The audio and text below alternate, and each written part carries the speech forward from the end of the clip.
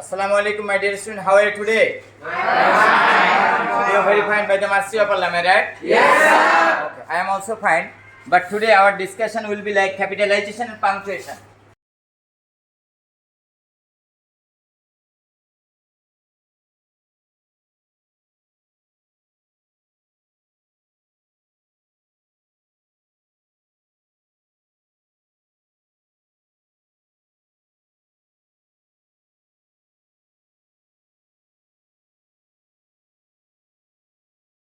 Do you see this type of board? Is it available?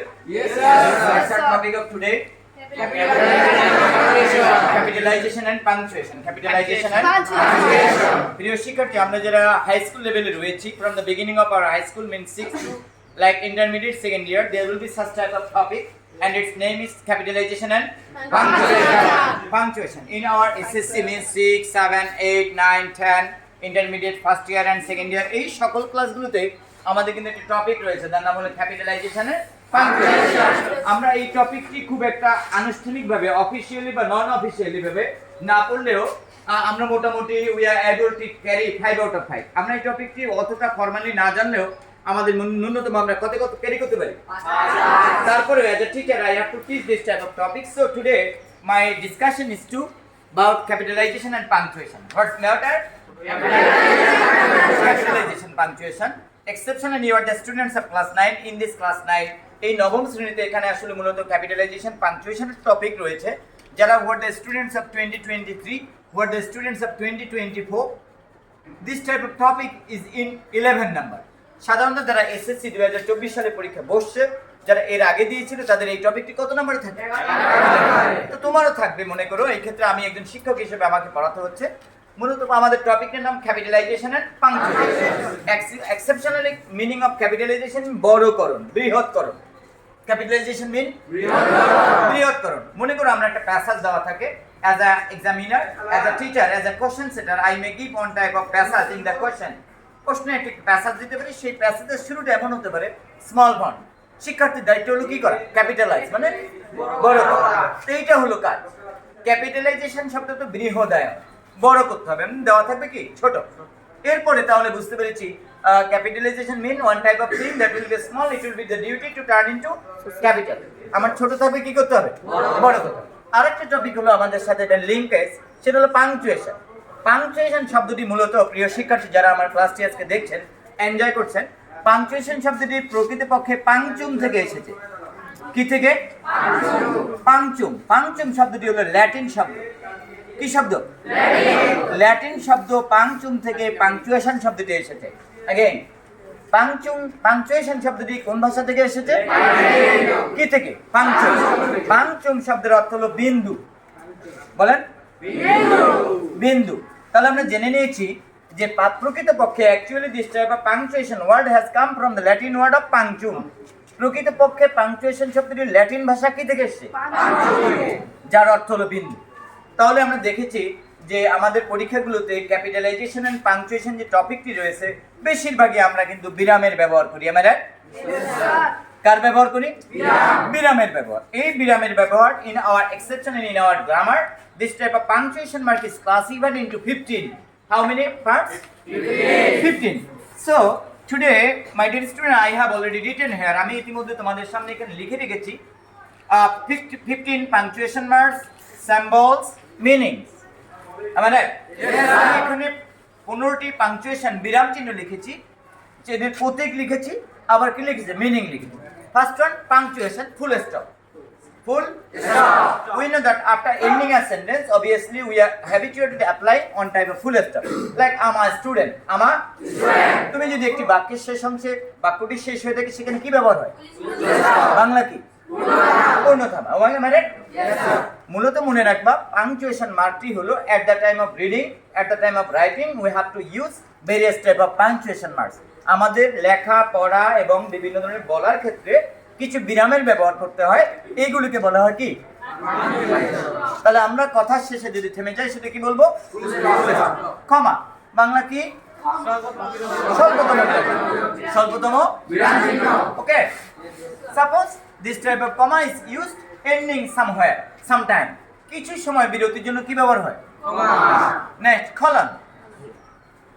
such চিহ্ন বিশেষ such চিহ্ন বিশেষ আমরা সাধারণত if we want to mention any type of address like at the time of writing CV লেখার জন্য আমরা কিছু পয়েন্ট নাও চক আউট করি name father's name mother's name etcetera এগুলো ইন্ডিকেট করার জন্য কি ব্যবহার হয় কোলন নেক্সট সেমিকোলন বাংলা স্বল্পতম বিরাম dot bindu suppose exception this type of dot is used at the time of writing or sending any type of email. Am I right? Yes, sir. Suppose you are going to send one type of email to me. First of all, you have to check out any kind of address. Writing this type of address, there must have an existence of dot. তোমরা জানো ইমেইলের address লেখার জন্য কি ব্যবহার হয় like mushirrahman307@gmail.com. Here, looking like dot is like correct. কিন্তু ফুল স্টপকে full stop বলি ডটকে dot বলি আমরা যখন ইন্টারনেটে ঢুকি নেট কানেকশনে যাই তখন আমরা প্রশান্ত এই ডটটাকে কি বলবো বিন্দু নেক্সট অ্যাপোস্ট্রফি প্রিয় শিক্ষার্থী অ্যাপোস্ট্রফি বলতে বলা হয় ঊর্ধ্বকমা বা এটাকে কোনো কোনো জায়গায় তোমরা ডিকশনারি খুঁজলে দেখবা লেখা আছে সংক্ষিপ্ত ফল like if I would like to show one type of sample I apostrophe বিহি ডান the word means I have আমি এই হ্যাভটাকে শর্ট করে লিখেছি এই জন্য কি লিখছি আপ এক্সাক্ট ফর্ম কি আহাব ক্লিয়ার তাহলে তোমরা বুঝতে পেরেছো যেমন মাই ফাদার্স নেম আমি যদি তোমাকে প্রশ্ন করি তোমার বাবার নাম কি তখন প্রশ্নটা করতে what is your father's name এই যে উপরে যেটা ব্যবহার হয় এটাকে দেখতে কমার মতো নিচে কিন্তু উপরে যেটা লাগে এটার নাম কি ঊর্ধ্বকমা বা লোপ চিহ্ন বিশেষ अगेन ঊর্ধ্বকমা বা লোপ চিহ্ন suppose I have done here লোপ এম আই রাইট আমি একটু লোপ করেছি আম আ স্টুডেন্ট আমার আম apostrophe am a student what is am I am okay next quotation mark what quotation mark হলো উদ্ধৃতি সূচক বিরাম চিহ্ন মনে করো কবি প্রাবন্ধিক সাহিত্যিক তার পাঠকের কাছে কোনো জিনিস উপস্থাপন করতে হলে কি ব্যবহার করেন কোটেশন মার্ক শিওর আবার বলছি প্রিয় শিক্ষার্থী মনে করো শেক্সপিয়ারের একটা লেখা সেখান থেকে আমরা জানি নেচার থিং তাহলে এই ক্ষেত্রে তিনি যেটা বক্তব্য রেখেছেন এই বক্তব্যটা কিসের মধ্যে থাকে কোটেশন মার্কে থাকে কার মধ্যে কোটেশন মার্কে থাকে নেক্সট ব্র্যাকেট বাংলা বন্ধনী extension in your algebra I have three categories of like first bracket second bracket and third bracket but in our English this type of second bracket third bracket is not usable only we may use here first bracket okay am I right like at the time of writing something you may use some bracket তুমি যদি কারো কাছে কোনো উদ্ধৃতি প্রকাশ করতে চাও এই ক্ষেত্রে তুমি কি ব্যবহার করতে পারো ব্র্যাকেট বাংলা বন্ধনী next note of interrogation note of interrogation looking like one type of question mark am I right yes sir suppose if you want to ask any type of question to me what is your problem means it is one type of question there will have this type of punctuation mark am I right yes sir মনে করো sir ওই বিষয়টির সমস্যা কি এই বিষয়টি তুমি জানতে চাওয়ার কারণে এখানে কি ব্যবহার হয় প্রশ্নবোধক চিহ্ন English note of interrogation next note of exclamation This type of exclamation mark is used to tell any kind of interjection. Ah, alas, hooray, ouch, am I right? Amazing, wow. Okay, this type of punctuation marks are called like note of exclamation or exclamation mark. Inverted comma. You know this type of inverted comma is mostly used in our narration. Yes. Am I right? Yes, sir. You are the student of class 9. Previous I taught you about this type of narration. In this direct speech we say this type of interrogation mark or also symbol of inverted comma আমরা সাধারণত narration এর direct speech কি দেখি Bangla slash oblique suppose here look at here my name or suppose someone's name তুমি দেখো এই যে তোমাকে ব্যবহার করা এরকম একটু তেরসা চিহ্ন বিশেষ the name of this is like slash or oblique এই যে oblique অর্থাৎ অপশন বোঝানোর জন্য either he or she may do it হয়তো বা সে না হলে অমুক করতে পারে এই যে আমি দুজনকে দুটি বোঝাতে চেয়েছি এজন্য কি ভাষা অ্যাস্টেরিস্ক বাংলা তারকা চিহ্নিত। প্রশ্ন করবা স্যার আমরা তো তারকা চিহ্নিত বিশেষগুলো এগুলো দেখে থাকি বিশেষের মুহূর্তে। Suppose you are going to participate in one type of examination, like you are one type of examinee. In this examination, if you see any kind of short suggestion, there may have some star mark. Am I right? Yes, sir. প্রিয় শিক্ষার্থী, look at me. Look at this board. তোমরা যখন কোনো suggestion পাও, যখন তোমরা সাজেশনে কোনো একটা গুরুত্বপূর্ণ কিছু পড়তে যাও, তখন সারাপারা 1 star, double star, triple star দেওয়া থাকে না? এইগুলোকে মানে অত্যন্ত গুরুতর, অতীব জরুরি বোঝানোর জন্য। কি বোঝানোর জন্য? কি ব্যবহার করা হয়? স্টার।